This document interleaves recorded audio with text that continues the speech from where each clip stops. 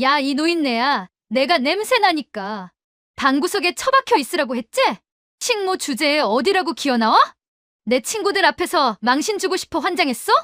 꼴의 시어머니라고 유세 떨어. 주제 파악 좀 해. 당신은 그냥 우리 집 식충이라고. 화려한 명품 원피스를 입은 젊은 여자가 낡은 꽃무늬 몸빼 바지를 입은 노인의 뺨을 향해 손을 치켜들었습니다. 찰싹 마른 소리가 고급스러운 거실에 메아리 쳤습니다. 노인의 고개가 옆으로 휙 돌아갔습니다. 뺨에 붉은 손자국이 선명하게 새겨졌습니다. 하지만 젊은 여자의 분노는 거기서 멈추지 않았습니다. 그녀는 노인이 새벽부터 정성껏 차려놓은 밥상을 향해 발을 뻗었습니다. 와장창 그릇이 산산조각 나며 바닥에 흩어졌습니다. 뜨거운 국물이 사방으로 튀었습니다. 파편 하나가 노인의 발목을 스쳤습니다. 피가 배어나왔습니다. 하지만 젊은 여자는 아랑곳하지 않았습니다. 오히려 노인의 멱살을 잡고 거칠게 흔들었습니다. 당장 나가. 내 집에서 나가라고. 이 기생충 같은 노인네야. 노인은 휘청거리다 바닥에 내동댕이 쳐졌습니다. 등이 차가운 대리석 바닥에 부딪히며 둔탁한 소리가 났습니다. 깨진 그릇 조각들 사이에 쓰러진 노인. 그녀의 눈에서 눈물이 흘러내렸습니다. 평생을 바쳐 키운 아들의 집에서 식모보다 못한 취급을 받는 현실. 하지만 바로 그 순간 노인의 눈빛이 변했습니다. 슬픔과 체념이 사라지고 그 자리를 차가운 결의가 채웠습니다. 노인은 떨리는 손으로 주머니에서 낡은 휴대전화를 꺼냈습니다. 단축번호를 눌렀습니다. 신호음이 울리고 상대방이 전화를 받았습니다. 박 실장, 애들 데리고 올라와. 지금 당장. 젊은 여자가 비웃었습니다. 코웃음을 치며 친구들과 눈짓을 주고받았습니다. 하지만 정확히 잠시 뒤 상황은 완전히 뒤집혔습니다. 현관문이 박살날 듯한 굉음과 함께 열렸습니다. 검은 양복을 입은 건장한 사내들이 물밀듯 쏟아져 들어왔습니다. 그들은 노인을 향해 일렬로 도열했습니다. 그리고 동시에 무릎을 꿇으며 외쳤습니다. 회장님, 늦어서 죄송합니다. 30명의 사내들이 허리를 깊이 숙였습니다. 아파트가 떠나갈 듯한 우렁찬 목소리였습니다. 젊은 여자의 얼굴이 백지장처럼 하얗게 질려갔습니다. 방금 전까지 식모라고 불렀던 시어머니가 회장님이라는 호칭을 받고 있었습니다. 그녀의 다리가 후들거리기 시작했습니다. 이 이야기가 궁금하시다면 지금 바로 구독과 좋아요를 눌러주세요. 여러분의 응원이 더 좋은 이야기를 만드는 힘이 됩니다. 항상 건강하시고 행복하세요. 안녕하세요. 저는 75살 오춘자입니다. 사람들은 저를 보면 그저 평범한 시골 할머니라고 생각합니다. 낡은 꽃무늬 몸빼 바지에 고무신을 신고 허리가 조금 굽은 채 종종 걸음으로 다니는 모습을 보면 누구라도 그렇게 생각할 것입니다. 하지만 세상 일이란 겉모습만으로는 알 수 없는 법입니다. 저에게도 누구에게도 말하지 않은 비밀이 하나 있습니다. 저는 대한민국 사채 시장의 전설로 불리던 사람입니다. 명동 뒷골목에서 제 이름을 모르는 사람이 없었습니다. 사람들은 저를 오 회장이라고 불렀습니다. 천억 단위의 현금을 굴리며 수많은 기업들의 목줄을 쥐락펴락했던 시절이 있었습니다. 하지만 저는 그 모든 것을 숨기고 살아왔습니다. 이유는 단순합니다. 제가 가진 재산 때문에 자식이 망가질까봐 두려웠기 때문입니다. 돈 냄새를 맡고 달려드는 날파리 같은 인간들이 싫었기 때문입니다. 그래서 저는 평범한 할머니로 살기로 했습니다. 아들 민성이에게도 며느리 혜미에게도 저는 그저 돈 한 푼 없는 시골 노인일 뿐입니다. 아들의 뒷바라지를 위해 평생을 바쳤고 이제는 손주를 돌보며 조용히 여생을 보내려 했습니다. 하지만 현실은 제 기대와 너무나 달랐습니다. 아들 민성이는 착하지만 우유부단한 성격입니다. 제가 그렇게 키운 탓도 있을 것입니다. 어릴 때부터 부족함 없이 자라서인지 갈등 앞에서 결단을 내리지 못합니다. 누군가의 편을 들어야 할 때면 항상 머뭇거리고 결국 아무 말도 하지 못한 채 상황을 피해버립니다. 그런 아들이 안쓰럽기도 하고 한편으로는 답답하기도 합니다. 하지만 정말 큰 문제는 따로 있었습니다. 바로 며느리 정혜미입니다. 혜미는 처음 우리 집에 발을 들여놓았을 때부터 저를 탐탁지 않게 여겼습니다. 처음에는 그래도 최소한의 예의는 지켰습니다. 시어머니 앞에서 웃음을 보이고 형식적이나마 인사도 했습니다. 하지만 시간이 흐르면서 그녀의 태도는 점점 달라지기 시작했습니다. 제가 가진 것이 아무것도 없다는 것을 확인한 순간부터였습니다. 혜미는 저를 짐덩어리로 여기기 시작했습니다. 집안일을 시키는 것은 기본이었습니다. 새벽부터 일어나 청소를 하고 빨래를 하고 식사 준비를 해야 했습니다. 처음에는 기꺼이 도왔습니다. 아들네 집에서 신세를 지는 것이니 당연하다고 생각했습니다. 하지만 혜미의 태도는 점점 더 심해졌습니다. 저를 사람 취급하지 않기 시작한 것입니다. 손님이 오면 저는 베란다로 쫓겨나야 했습니다. 방구석에서 나오지 말라는 지시를 받았습니다. 혹시라도 누가 저에 대해 물으면 가정부라고 둘러대라는 말을 들었습니다. 처음 그 말을 들었을 때 저는 귀를 의심했습니다. 가정부라니. 저는 이 집 아들의 어머니입니다. 손주 지훈이의 할머니입니다. 하지만 며느리의 눈에 저는 그저 불편한 존재, 없어져야 할 존재에 불과했습니다. 그래도 저는 참았습니다. 손주 지훈이가 있었기 때문입니다. 아직 어린 지훈이의 웃음을 보면 모든 서러움을 잊을 수 있었습니다.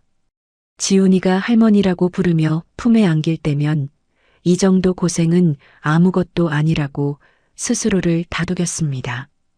아이를 위해서라도 이 집에서 버텨야 한다고 생각했습니다. 하지만 사람의 인내에도 한계가 있는 법입니다. 그리고 그 한계가 찾아온 날은 생각보다 빨리 왔습니다.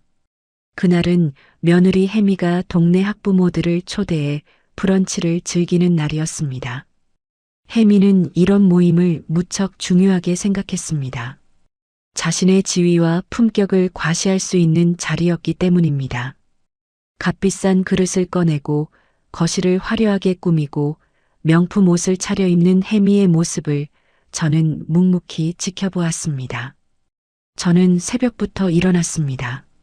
며느리가 좋아하는 음식들을 준비하기 위해서였습니다. 잡채를 만들었습니다. 당면을 삶고 여러 가지 채소를 볶아 정성껏 버무렸습니다. 갈비찜도 만들었습니다. 양념에 하룻밤 재워두었던 갈비를 아침부터 푹 끓여 부드럽게 익혔습니다.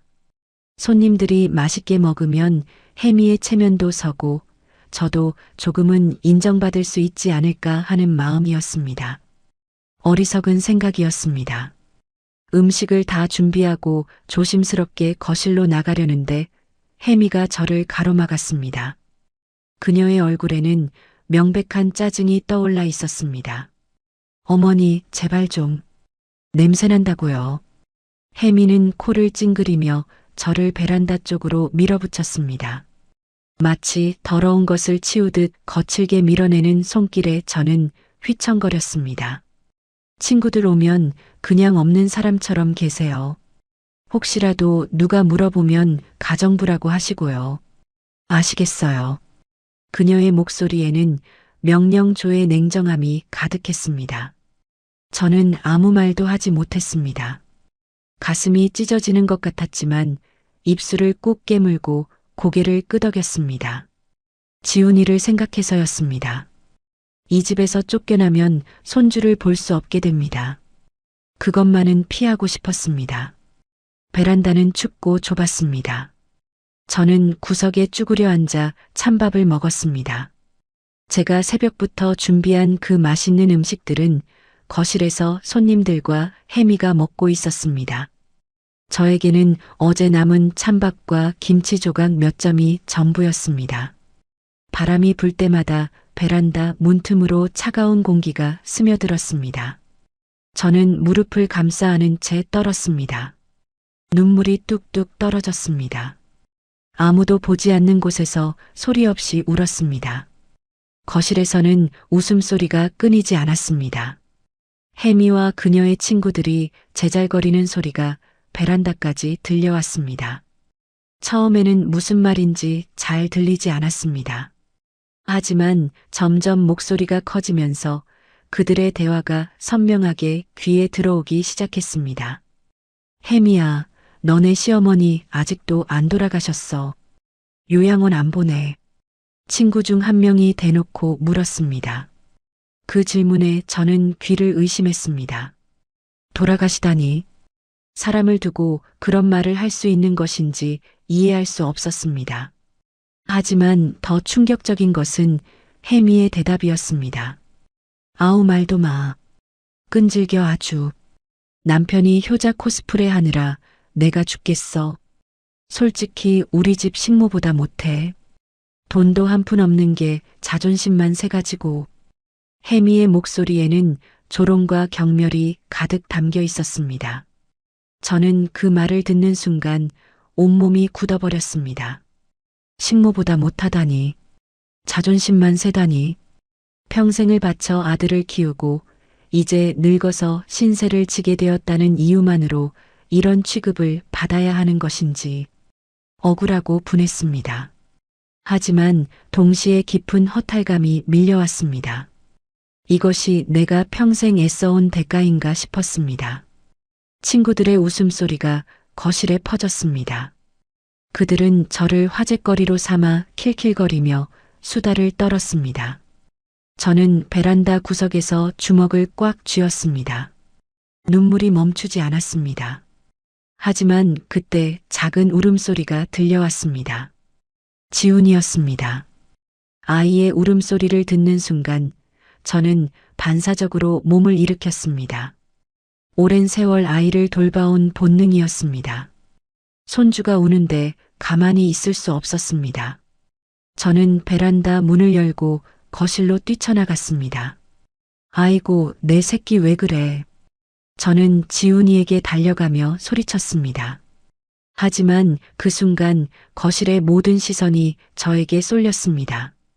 혜미의 친구들이 저를 위아래로 훑어보았습니다. 낡은 꽃무늬 몸빼 바지, 구겨진 티셔츠, 부스스한 머리. 그들의 눈에 저는 초라하고 볼품없는 노인에 불과했습니다. 어머, 저 할머니 옷차림 좀 봐.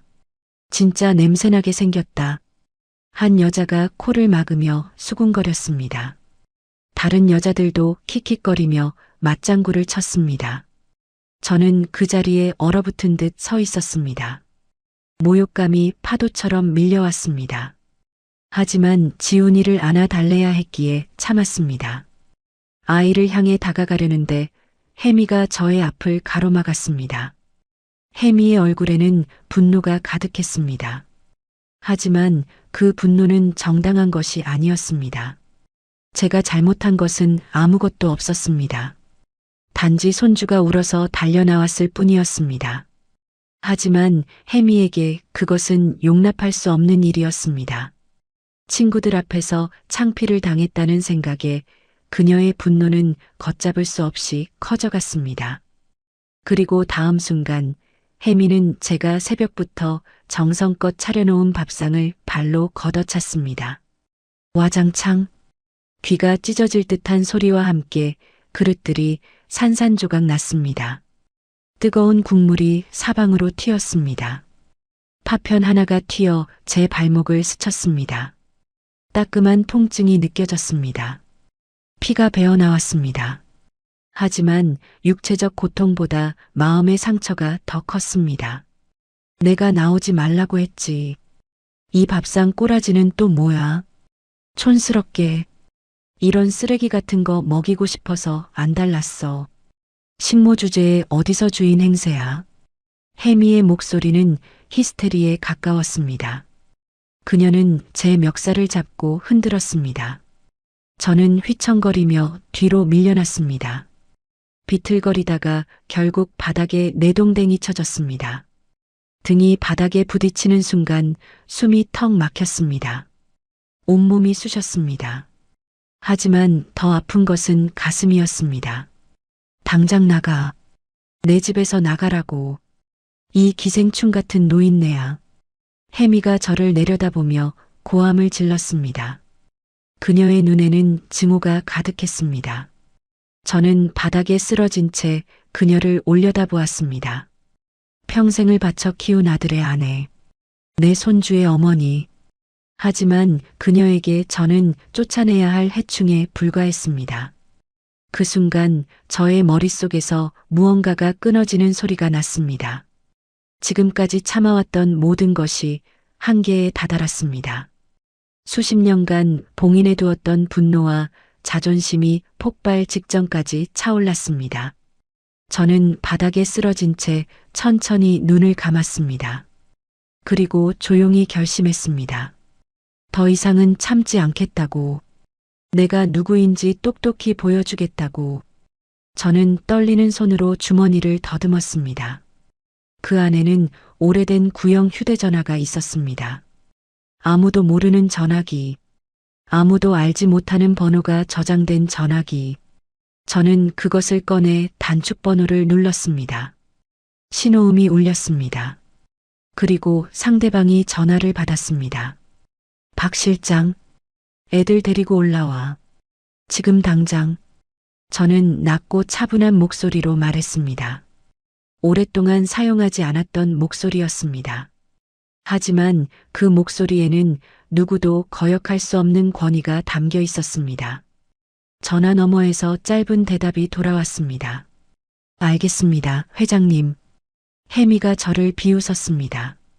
그녀는 제가 방금 무슨 짓을 했는지 이해하지 못했습니다. 아니, 이해할 수 없었습니다. 그녀가 아는 저는 돈 한 푼 없는 늙은 노인에 불과했으니까요. 아이고, 노인네가 미쳤나? 박 실장은 무슨 동네 경로당 할아버지 부르냐? 혜미의 친구들도 킬킬거리며 웃었습니다.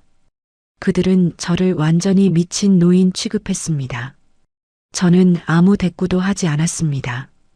그저 바닥에서 천천히 일어나 옷에 먼지를 털었습니다. 그리고 조용히 기다렸습니다. 잠시 후 밖에서 웅성거리는 소리가 들려왔습니다. 여러 대의 차가 동시에 도착하는 엔진 소리, 수많은 발자국 소리, 그리고 현관문 도어락이 부서지는 굉음, 문이 박살나듯 열리며 검은 그림자들이 물밀듯 쏟아져 들어왔습니다. 건장한 체격의 사내들이었습니다. 모두 검은 양복을 입고 있었습니다. 그들의 가슴에는 오성 캐피탈이라는 글자가 새겨진 배지가 번쩍이고 있었습니다. 사내들은 혜미와 그녀의 친구들을 거칠게 밀어내며 길을 텄습니다. 그리고 저를 향해 일렬로 도열했습니다. 회장님, 늦어서 죄송합니다. 선두에 선 사내가 허리를 깊이 숙이며 외쳤습니다. 그 소리에 맞춰 뒤에 선 모든 사내들이 동시에 고개를 숙였습니다. 좁은 거실이 떠나갈 듯한 우렁찬 목소리가 울려 퍼졌습니다. 검은 양복을 입은 사내들이 저를 향해 무릎을 꿇었습니다. 혜미의 얼굴이 하얗게 질려갔습니다. 그녀의 친구들도 공포에 질린 표정으로 뒷걸음질 쳤습니다. 아무도 예상하지 못한 상황이었습니다. 저는 천천히 혜미를 향해 고개를 돌렸습니다. 아까까지 저를 식모라고 불렀던 그 여자, 기생충이라고 불렀던 그 여자, 이제 그녀의 눈에는 공포만이 가득했습니다. 저는 입꼬리를 살짝 올렸습니다. 이제부터 진짜 시작이었습니다. 검은 양복을 입은 사내들이 거실을 가득 메웠습니다. 그들의 숫자는 30명에 달했습니다. 좁은 아파트 거실에 그 많은 인원이 들어서자 공기마저 무겁게 가라앉는 듯 했습니다. 사내들은 일사불란하게 움직였습니다. 마치 오랜 시간 훈련받은 군인들처럼 정확하고 신속했습니다. 그들은 저를 중심으로 반원형으로 도열했습니다. 그리고 동시에 허리를 깊이 숙였습니다. 혜미의 친구들은 공포에 질린 표정으로 서로를 부여잡았습니다. 누군가는 비명을 지르려다 입을 막았습니다. 또 누군가는 뒷걸음질 치다가 소파에 걸려 넘어졌습니다. 그녀들의 눈에는 극도의 혼란과 두려움이 가득했습니다. 대체 무슨 상황인지 이해할 수 없다는 표정이었습니다. 방금 전까지 비웃음의 대상이었던 노인이 갑자기 검은 양복들에게 둘러싸여 회장님이라는 호칭을 받고 있으니 당연한 반응이었습니다. 혜미는 그 자리에 얼어붙은 듯 서 있었습니다. 아까까지 저를 향해 쏟아내던 거친 말투와 경멸의 눈빛은 온데간데 없이 사라졌습니다. 그녀의 얼굴은 백지장처럼 하얗게 질려 있었습니다. 입술이 파르르 떨렸습니다. 눈동자는 공포로 인해 비정상적으로 커져 있었습니다. 그녀는 본능적으로 상황의 심각성을 감지한 것입니다. 하지만 아직 머리로는 이해하지 못하고 있었습니다. 저는 천천히 몸을 일으켰습니다. 아까 넘어지면서 다친 곳이 쑤셨지만 아픔을 내색하지 않았습니다. 지금은 약한 모습을 보일 때가 아니었습니다. 저는 낡은 꽃무늬 몸빼 바지의 먼지를 가볍게 털어냈습니다. 그리고 허리를 곧게 폈습니다. 그 순간 저의 분위기가 완전히 달라졌습니다. 시골 할머니의 모습은 사라지고 수많은 사람들의 목줄을 쥐락펴락했던 오 회장의 위엄이 드러났습니다. 박 실장이 저에게 다가왔습니다. 그는 검은 양복을 입은 사내들 중 가장 앞에 서 있던 중년의 남자였습니다. 날카로운 눈매와 단정하게 빗어넘긴 머리카락이 인상적이었습니다. 그의 눈에는 저에 대한 절대적인 충성과 존경이 담겨 있었습니다. 박 실장은 허리를 숙인 채 저에게 손수건을 건넸습니다. 발목에서 흐르는 피를 닦으라는 뜻이었습니다. 저는 손수건을 받아 상처를 가볍게 눌렀습니다. 피가 손수건에 스며들었습니다. 그 붉은 자국을 보며 저는 마음을 더욱 단단히 먹었습니다. 이 피는 며느리의 폭력으로 인한 것입니다. 더 이상은 참을 이유가 없었습니다. 혜미가 억지로 용기를 끌어모아 소리를 질렀습니다. 그녀의 목소리는 떨리고 있었지만 아직도 상황을 인정하지 못하는 듯 했습니다. 뭐야 당신들. 주거 침입으로 신고할 거야. 어머니, 이거 다 연기자 쓴 거죠? 미쳤어요. 혜미는 믿을 수 없다는 듯 저를 쳐다보았습니다. 그녀의 머릿속에서는 온갖 합리화가 이루어지고 있었습니다. 이것은 분명 장난이거나 속임수일 것이라고. 돈 한 푼 없는 시골 할머니가 이런 사람들을 거느릴 리 없다고. 하지만 현실은 그녀의 상상과 달랐습니다. 이 모든 것은 진짜였습니다. 저는 혜미를 차갑게 내려다보았습니다. 아무런 대답도 하지 않았습니다. 침묵이 때로는 어떤 말보다 강력한 법입니다. 저의 침묵에 혜미의 불안은 더욱 커져갔습니다. 그녀는 연신 주위를 둘러보며 도움을 구하려 했습니다. 하지만 친구들은 이미 겁에 질려 꼼짝도 하지 못하고 있었습니다. 바로 그때 현관문이 다시 열렸습니다. 퇴근한 아들 민성이 들어서고 있었습니다. 그는 현관에서부터 심상치 않은 분위기를 감지했던 것 같습니다. 조심스럽게 거실로 들어선 민성의 눈이 크게 떠졌습니다. 거실 가득 도열한 검은 양복들, 바닥에 흩어진 음식 잔해와 깨진 그릇 파편들, 그리고 그 한가운데 서 있는 어머니와 아내. 민성은 상황을 파악하기 위해 빠르게 눈을 굴렸습니다. 그의 시선이 저에게서 혜미에게로 다시 박 실장에게로 옮겨갔습니다. 혼란스러운 표정이 역력했습니다. 하지만 그가 입을 열기도 전에 혜미가 먼저 달려들었습니다. 혜미는 남편 뒤에 숨으며 울먹이기 시작했습니다. 그녀는 순식간에 피해자 연기를 시작했습니다. 눈물까지 글썽이며 애처로운 목소리를 냈습니다. 그 능숙한 연기에 저는 속으로 한숨을 쉬었습니다. 저 여자는 정말 끝까지 변하지 않는구나 싶었습니다. 여보, 어머니가 깡패들을 불렀어. 나 때리려고 했다니까. 혜미가 민성의 팔을 붙잡으며 호소했습니다. 그녀의 눈에서 진짜 눈물이 흘러내렸습니다. 하지만 그 눈물은 억울해서가 아니라 두려워서 흘리는 것이었습니다. 자신이 저지른 일들이 들통날까봐 무서운 것이었습니다. 민성은 잠시 멈칫했습니다. 평소에 그였다면 아내의 말에 휘둘렸을지도 모릅니다. 하지만 오늘은 달랐습니다. 그의 눈이 바닥에 흩어진 음식과 깨진 그릇들을 훑었습니다. 제 발목의 상처를 보았습니다. 그리고 검은 양복들의 가슴에 달린 5성 캐피탈 배지를 확인했습니다. 민성의 표정이 굳어졌습니다. 그는 천천히 아내의 손을 뿌리쳤습니다. 그리고 박 실장에게 다가갔습니다. 박 실장은 민성에게 묵묵히 서류 봉투 하나를 건넸습니다. 민성은 떨리는 손으로 봉투를 받아들었습니다. 그 안에 무엇이 들었는지 이미 짐작하고 있는 듯 했습니다. 거실에 무거운 침묵이 흘렀습니다. 아무도 말하지 않았습니다. 혜미의 친구들은 숨소리마저 죽이고 있었습니다. 혜미는 남편의 등 뒤에서 불안하게 발을 동동 굴렀습니다. 저는 아들을 바라보며 조용히 입을 열었습니다. 민성아, 내가 사는 이 집, 내가 타는 차, 내가 다니는 회사 지분, 다 누구 돈인지 알지. 저의 목소리는 차분했습니다. 하지만 그 안에는 부정할 수 없는 무게가 실려 있었습니다. 민성은 고개를 떨구었습니다. 그의 어깨가 축 처졌습니다. 잠시 후 그가 작은 목소리로 대답했습니다. 네, 어머니 돈이죠. 그 한마디에 혜미의 얼굴이 다시 한번 창백해졌습니다. 남편의 입에서 나온 말을 믿을 수 없다는 표정이었습니다. 그녀는 민성의 팔을 붙잡으며 다급하게 물었습니다. 뭐라고?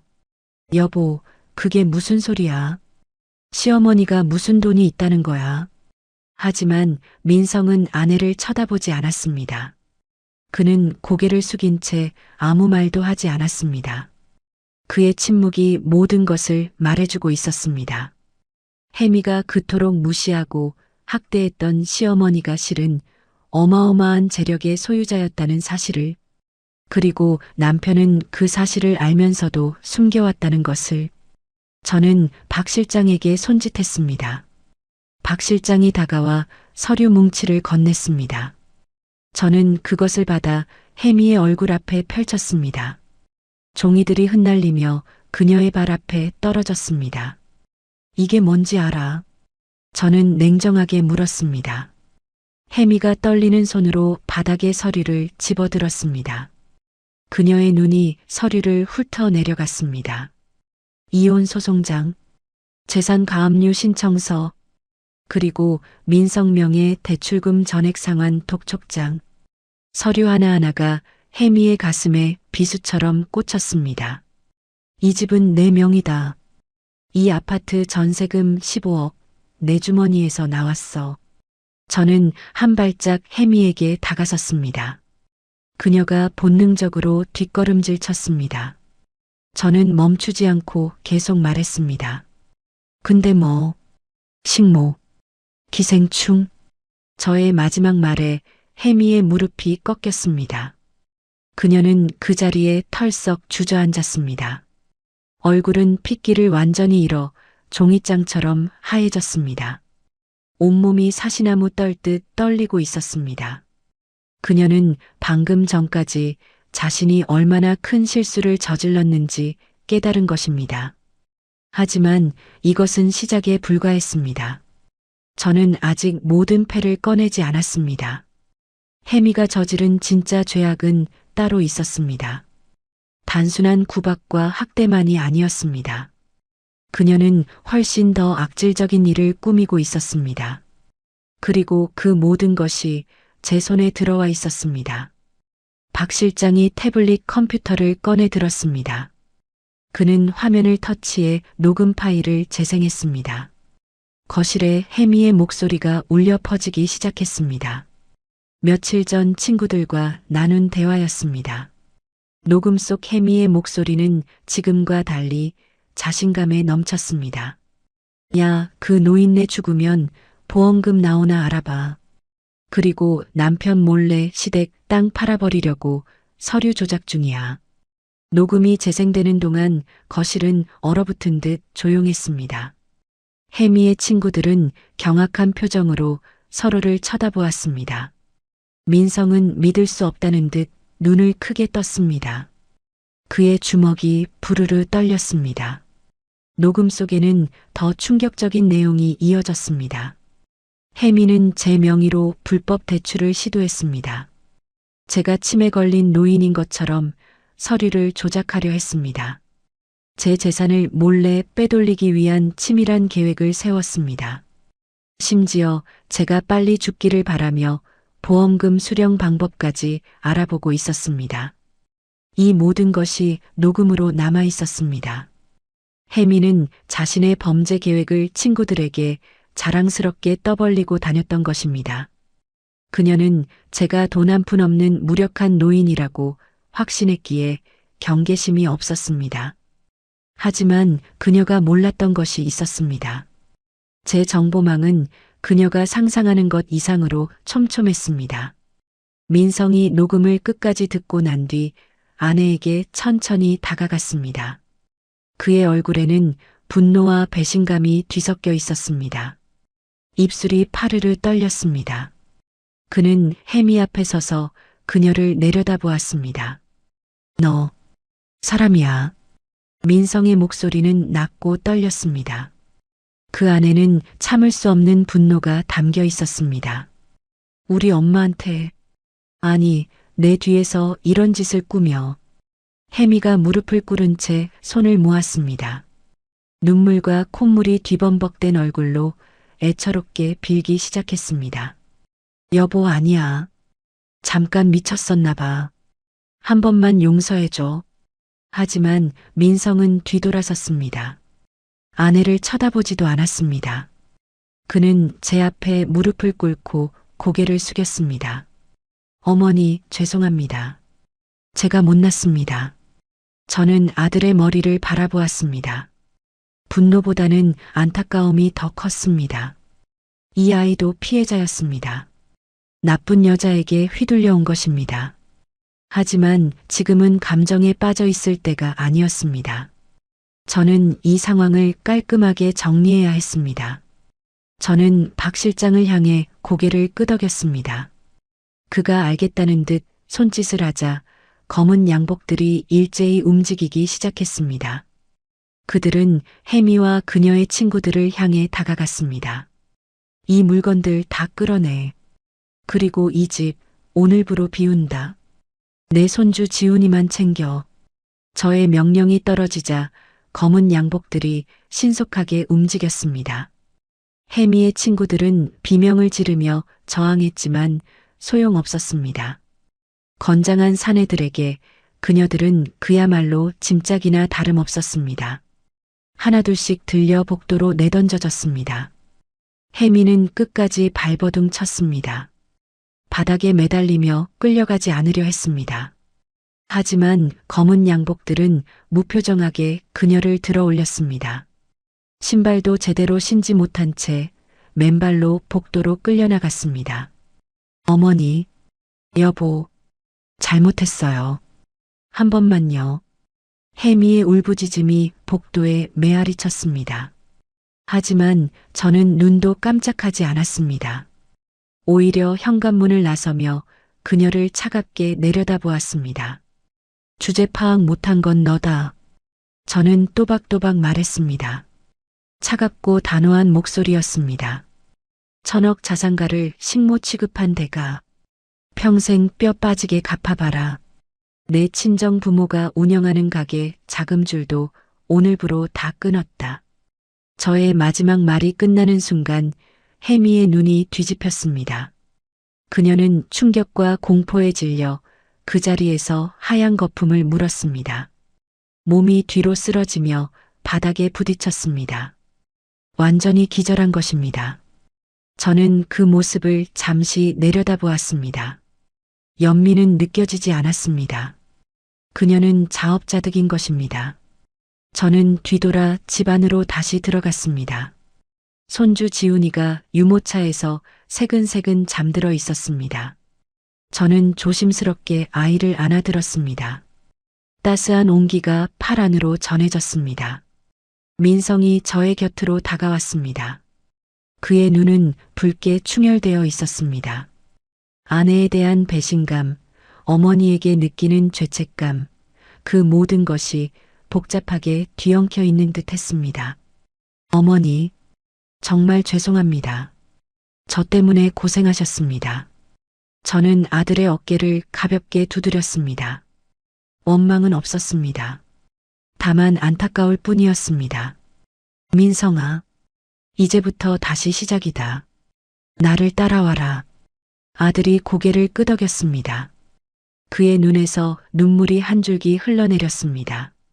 저는 손주를 안은 채 천천히 현관을 향해 걸어갔습니다. 검은 양복들이 저를 에워싸듯 따랐습니다. 밖에는 검은색 고급 승용차들이 줄지어 대기하고 있었습니다. 저는 차에 오르기 전 뒤를 한번 돌아보았습니다. 아파트 복도에는 혜미가 기절한 채 쓰러져 있고 그녀의 친구들이 어쩔 줄 몰라 하며 서성이고 있었습니다. 저는 코웃음을 쳤습니다. 저것이 사람을 사람으로 보지 않은 대가입니다. 돈보다 중요한 것은 사람의 됨됨이라는 것을 저 여자는 너무 늦게 깨달은 것입니다. 차 문이 닫혔습니다. 검은 승용차가 조용히 출발했습니다. 저는 품 안의 지훈이를 내려다보았습니다.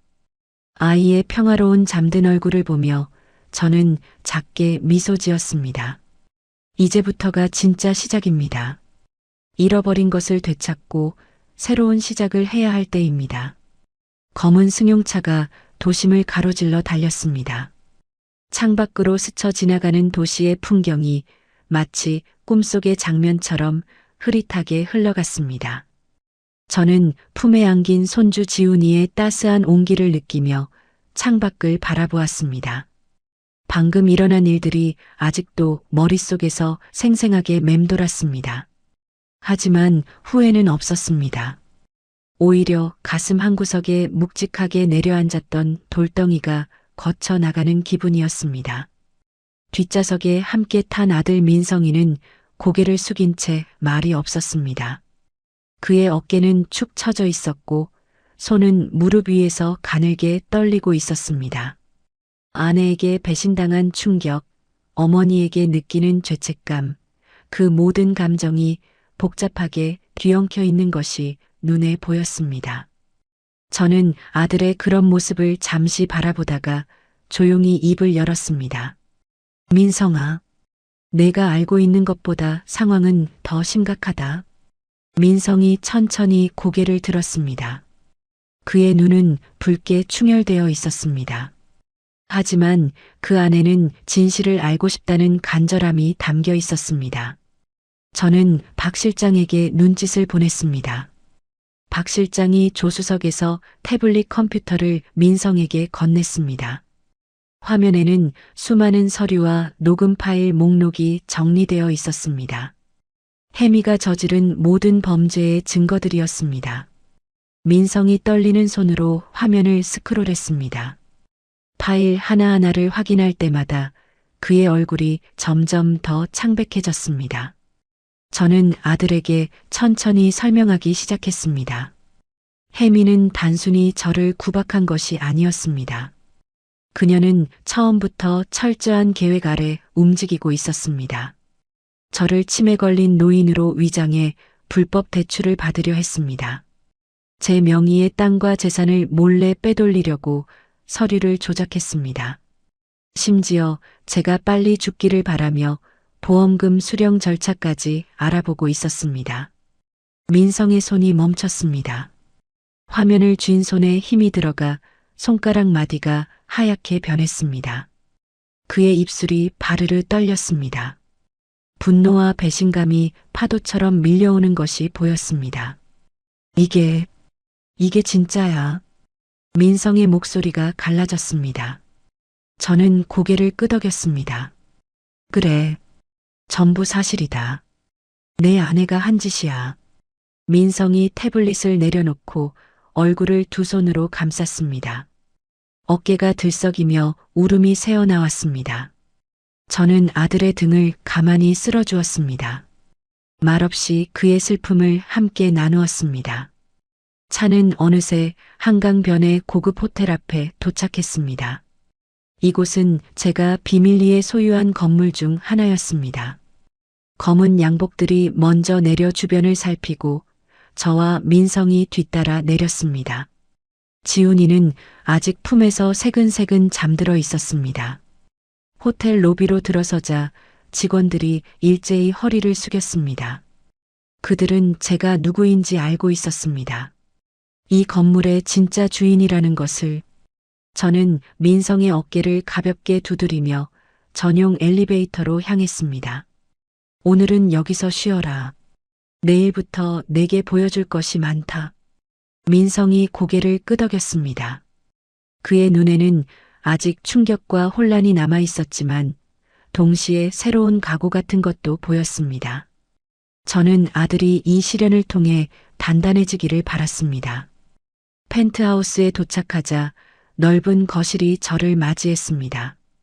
통유리 너머로 서울의 야경이 보석처럼 반짝이고 있었습니다. 저는 지훈이를 침대에 조심스럽게 눕히고 창가에 서서 밤하늘을 바라보았습니다. 오랜만에 느껴보는 평화로운 순간이었습니다. 하지만 아직 끝난 것이 아니었습니다. 혜미는 기절해서 쓰러졌지만 그녀가 깨어나면 반드시 다시 발악할 것입니다. 그녀의 친정 부모도 가만히 있지 않을 것입니다. 저는 모든 가능성에 대비해야 했습니다. 박 실장에게 연락해 추가 조치를 지시했습니다. 며칠이 흘렀습니다. 예상대로 혜미의 반격이 시작되었습니다. 그녀는 정신을 차리자마자 변호사를 선임했습니다. 자신이 부당하게 쫓겨났다며 손해배상 소송을 제기하겠다고 협박했습니다. 심지어 언론에 허위 제보까지 했습니다. 시어머니에게 학대당했다는 거짓 인터뷰를 준비하고 있다는 정보가 들어왔습니다. 하지만 저는 이미 모든 것에 대비하고 있었습니다. 혜미가 저지른 범죄들의 증거는 철통같이 확보되어 있었습니다. 녹음 파일, 서류 조작의 흔적, 불법 대출 시도 기록까지. 그녀가 아무리 발버둥 쳐도 빠져나갈 구멍은 없었습니다. 저는 먼저 손을 썼습니다. 혜미의 친정 부모가 운영하는 사업체의 자금줄을 끊었습니다. 그들은 제가 뒤에서 지원하는 줄도 모르고 장사를 해왔던 것입니다. 갑자기 거래처들이 계약을 해지하고 은행에서 대출 상환을 독촉하기 시작했습니다. 불과 며칠 만에 그들의 사업은 휘청거리기 시작했습니다. 혜미에게도 법적 조치를 취했습니다. 불법 대출 시도, 서류 위조, 재산 탈취 모의, 모든 혐의에 대해 고소장을 접수했습니다. 검찰은 증거가 너무나 명확해 즉시 수사에 착수했습니다. 혜미는 순식간에 피의자 신분으로 전락했습니다. 그녀가 준비하던 언론 인터뷰도 무산되었습니다. 제 정보망은 그녀보다 훨씬 빠르고 정확했습니다. 기자들에게 진실을 먼저 알렸고 오히려 혜미의 악행이 폭로될 위기에 처했습니다. 그녀는 완전히 궁지에 몰렸습니다. 며칠 뒤 혜미에게서 연락이 왔습니다. 울먹이는 목소리로 용서를 구하는 내용이었습니다. 무릎을 꿇고 빌겠다며 한 번만 기회를 달라고 애원했습니다. 하지만 저는 단호하게 거절했습니다. 그녀가 저에게 한 짓들을 떠올리면 용서란 있을 수 없었습니다. 내가 뿌린 씨앗은 내가 거두어야 한다. 더 이상 할 말 없다. 저는 전화를 끊었습니다. 그것이 혜미와 나눈 마지막 대화였습니다. 이후 그녀가 어떻게 되었는지는 직접 확인하지 않았습니다. 다만 박 실장을 통해 소식이 전해졌습니다. 혜미는 재판에서 징역형을 선고받았습니다. 집행유예가 붙었지만 사회적으로는 완전히 매장당했습니다. 민성은 혜미와 정식으로 이혼 절차를 밟았습니다. 처음에는 힘들어했습니다. 아무리 나쁜 사람이었어도 한때 사랑했던 아내였으니까요. 하지만 시간이 흐르면서 그도 현실을 받아들였습니다. 무엇보다 지훈이를 위해 단단해져야 한다는 것을 깨달았습니다. 저는 민성에게 본격적으로 경영 수업을 시작했습니다. 그동안 숨겨왔던 제 사업 전모를 하나씩 보여주었습니다. 오성 캐피탈을 비롯한 여러 회사들, 부동산 자산들, 투자 포트폴리오까지. 민성은 처음에는 그 규모에 압도당했습니다. 하지만 차츰 적응해 갔습니다. 아들은 제가 생각했던 것보다 영리했습니다. 부족했던 것은 능력이 아니라 경험과 자신감이었습니다. 저의 곁에서 일하면서 그는 빠르게 성장했습니다.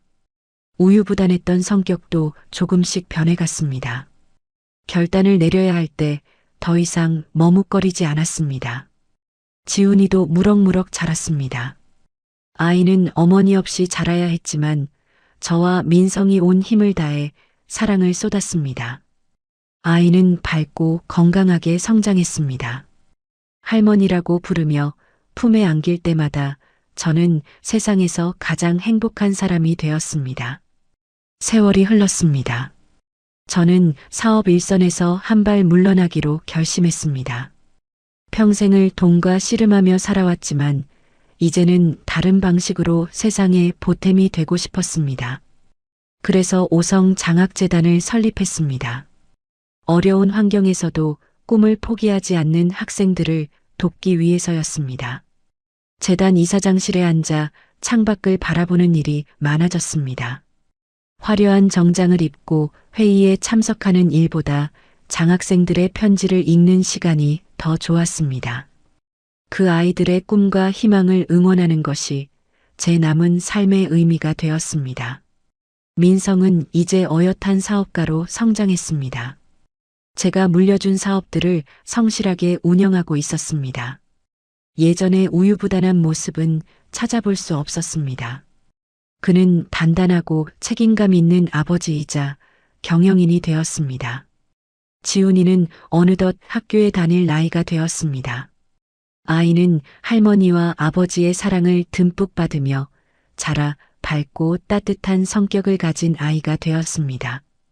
가끔 아이가 어머니에 대해 물을 때가 있었습니다. 그럴 때면 저는 아이의 눈높이에 맞춰 조심스럽게 설명해 주었습니다. 언젠가 아이가 더 크면 모든 진실을 알게 될 것입니다. 하지만 지금은 사랑받고 있다는 확신만으로 충분했습니다. 어느 날 저는 재단 이사장실에서 창밖을 바라보며 지나온 날들을 떠올렸습니다. 평생을 바쳐 일군 재산, 그것 때문에 받았던 상처들, 그리고 새롭게 찾은 삶의 의미. 모든 것이 꿈처럼 아득하게 느껴졌습니다. 돈보다 중요한 건 사람 됨됨이다.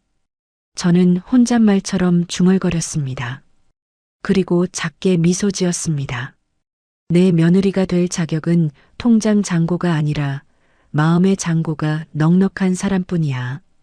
창밖으로 따스한 햇살이 쏟아지고 있었습니다. 저는 그 빛을 바라보며 평온한 마음으로 눈을 감았습니다. 남은 삶이 얼마나 될지 알 수 없지만 후회는 없었습니다. 사랑하는 아들과 손주가 행복하게 살아가는 모습을 보며 떠날 수 있다면 그것으로 충분했습니다. 창밖의 햇살이 재단 이사장실을 따스하게 물들이고 있었습니다. 저는 눈을 뜨고 책상 위에 놓인 서류 뭉치를 바라보았습니다. 오늘도 장학생들의 신청서가 수북이 쌓여 있었습니다. 각자의 사연과 꿈이 담긴 서류들이었습니다. 저는 하나하나 정성껏 읽어 내려갔습니다. 그때 문이 조심스럽게 열리며 박 실장이 들어왔습니다. 그의 손에는 태블릿 컴퓨터가 들려 있었습니다. 표정이 심상치 않았습니다. 저는 서류에서 눈을 떼고 그를 바라보았습니다. 회장님, 보셔야 할 것이 있습니다. 박 실장이 태블릿을 건넸습니다. 화면에는 해미의 근황이 담긴 보고서가 떠 있었습니다. 저는 잠시 망설이다가 화면을 스크롤하기 시작했습니다. 해미는 재판 이후 완전히 몰락했습니다. 집행유예를 받았지만 사회적으로는 매장당한 것이나 다름없었습니다. 친정 부모의 사업도 결국 파산했습니다. 그녀는 싸구려 원룸에서 아르바이트로 생계를 유지하고 있었습니다. 화려했던 명품 옷과 비싼 화장품은 모두 사라지고 초라한 행색으로 하루하루를 버티고 있었습니다. 보고서에는 그녀의 최근 사진도 첨부되어 있었습니다. 불과 몇 년 전만 해도 자신감 넘치던 얼굴은 온데간데 없었습니다. 푹 꺼진 눈, 핏기 없는 볼, 갈라진 입술. 세월의 무게와 후회의 흔적이 얼굴 전체에 새겨져 있었습니다. 저는 화면을 끄고 창밖을 바라보았습니다. 연민이 느껴지지 않았다면 거짓말일 것입니다. 하지만 그녀가 겪는 고통은 스스로 자초한 것이었습니다. 저를 식모라 부르고 기생충이라 욕하고 밥상을 걷어차며 멱살을 잡았던 그녀. 제 재산을 빼돌리려 하고 심지어 제가 죽기를 바랐던 그녀. 그 모든 악행의 대가를 치르고 있는 것이었습니다. 더 이상 보고하지 않아도 된다. 그 사람 이야기는 이제 듣고 싶지 않구나. 저는 조용히 말했습니다. 박 실장이 고개를 숙이며 물러갔습니다. 저는 다시 장학생들의 서류로 시선을 돌렸습니다. 과거에 매달리기보다 미래를 향해 나아가야 했습니다. 그날 저녁 민성이 지훈이를 데리고 재단으로 찾아왔습니다. 아이는 할머니를 보자마자 환하게 웃으며 달려왔습니다. 저는 아이를 품에 안고 볼에 입을 맞추었습니다. 지훈이의 웃음소리가 이사장실 가득 울려 퍼졌습니다. 할머니, 보고 싶었어요. 아이의 맑은 목소리에 저는 절로 미소가 지어졌습니다. 할머니도 우리 지훈이 보고 싶었어. 많이 컸구나. 민성은 소파에 앉아 아이와 저의 모습을 흐뭇하게 바라보았습니다. 그의 얼굴에는 평온함이 깃들어 있었습니다. 예전에 우유부단하고 불안해하던 모습은 찾아볼 수 없었습니다. 이제 그는 어엿한 가장이자 사업가로 성장해 있었습니다. 어머니, 요즘 건강은 어떠세요? 민성이 조심스럽게 물었습니다. 저는 지훈이를 무릎에 앉힌 채 아들을 바라보았습니다. 걱정 마라. 아직 튼튼하다. 우리 지훈이 대학 갈 때까지는 봐줘야지. 저는 웃으며 대답했습니다. 민성도 따라 웃었습니다. 하지만 그의 눈가에 살짝 근심이 스쳐 지나가는 것을 저는 놓치지 않았습니다. 아들은 제 나이를 생각하며 걱정하고 있는 것이었습니다. 저녁 식사를 함께 했습니다. 오랜만에 가족이 모여 밥을 먹는 자리였습니다. 지훈이가 제잘거리며 학교에서 있었던 일들을 이야기했습니다. 민성은 아이의 말에 맞장구를 쳐주며 따뜻한 아버지의 모습을 보여주었습니다. 저는 그 광경을 바라보며 가슴 깊은 곳에서 행복이 차오르는 것을 느꼈습니다. 이것이 제가 바랐던 것이었습니다. 돈도 명예도 권력도 결국은 이런 소소한 행복을 위한 도구에 불과했습니다. 사랑하는 가족과 함께 따뜻한 밥을 먹는 것. 그것이 인생에서 가장 소중한 순간이라는 것을 저는 너무 늦게 깨달았습니다. 식사 후 민성이 아이를 재우러 갔습니다. 저는 혼자 창가에 서서 밤하늘을 올려다보았습니다. 별들이 반짝이고 있었습니다. 문득 지나온 세월이 주마등처럼 스쳐 지나갔습니다. 젊은 시절 악착같이 돈을 벌었던 날들, 명동 뒷골목에서 오회장이라 불리며 두려움의 대상이 되었던 시간들, 그리고 모든 것을 숨기고 평범한 할머니로 살았던 나날들. 후회는 없었습니다. 모든 선택에는 이유가 있었고 그 결과가 지금의 제 삶을 만들었습니다. 좋은 일도 나쁜 일도 모두 제 삶의 일부였습니다. 그리고 이제 저는 마지막 장을 쓰고 있었습니다. 민성이 돌아와 저의 곁에 섰습니다. 아들도 창밖의 밤하늘을 바라보았습니다. 한동안 말없이 그렇게 서 있었습니다. 침묵이 불편하지 않았습니다. 오히려 그 고요함 속에서 많은 것이 전해지는 듯 했습니다. 어머니, 민성이 먼저 입을 열었습니다. 감사합니다. 모든 것에. 저는 아들의 손을 가만히 잡았습니다. 거칠지만 따뜻한 손이었습니다. 저를 닮아 투박하지만 정 깊은 손이었습니다. 내가 행복하면 그걸로 됐다. 지훈이 잘 키워라. 그게 내가 나한테 해줄 수 있는 최고의 효도다. 민성이 고개를 끄덕였습니다. 그의 눈가가 촉촉하게 젖어 있었습니다. 저도 코끝이 찡해졌습니다. 하지만 눈물은 보이지 않았습니다. 이 순간을 눈물이 아닌 미소로 기억하고 싶었습니다. 밤이 깊어갔습니다. 민성과 지훈이가 돌아간 후 저는 이사장실에 혼자 남았습니다. 책상 위에 가족 사진을 바라보았습니다. 민성, 지훈이 그리고 저. 행복하게 웃고 있는 모습이었습니다. 저는 사진을 가슴에 품고 소파에 몸을 기댔습니다. 돈보다 중요한 건 사람 됨됨이다. 저는 다시 한번 중얼거렸습니다. 평생을 관통하는 깨달음이었습니다. 돈은 수단이지 목적이 아니었습니다. 사람을 사랑하고 사람에게 사랑받는 것. 그것이 진정한 부자의 삶이었습니다. 창밖으로 동이 트기 시작했습니다. 새벽빛이 방 안을 서서히 밝혀갔습니다. 저는 평온한 마음으로 눈을 감았습니다. 오늘도 좋은 하루가 될 것 같았습니다. 장학재단은 계속해서 성장했습니다. 수많은 학생들이 재단의 도움으로 꿈을 이루어갔습니다.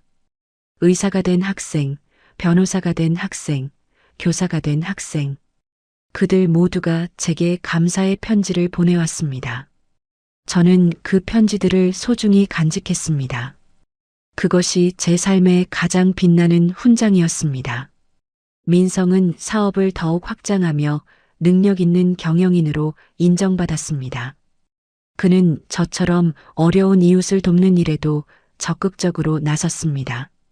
아들이 제 뜻을 이어가는 모습을 보며 저는 깊은 뿌듯함을 느꼈습니다. 지훈이는 할머니를 많이 닮았다는 말을 자주 들었습니다.